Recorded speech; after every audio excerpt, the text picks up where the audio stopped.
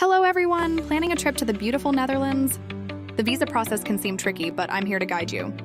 By the end of this video, you'll know exactly how to apply for your Netherlands Schengen visa with confidence. Let's begin! First, do you need a visa?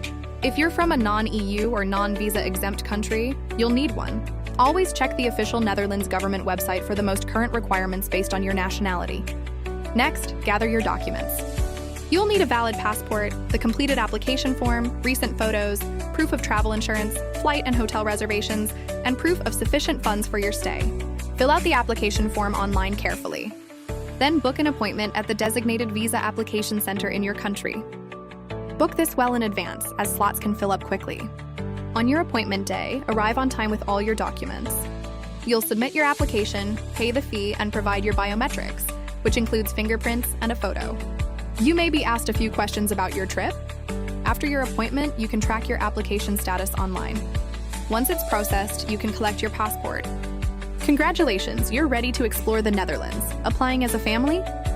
Remember, every member, including infants, needs their own application. For minors, both parents usually need to sign the form, and you'll need to provide their birth certificate. A letter from their school may also be required. And that's it!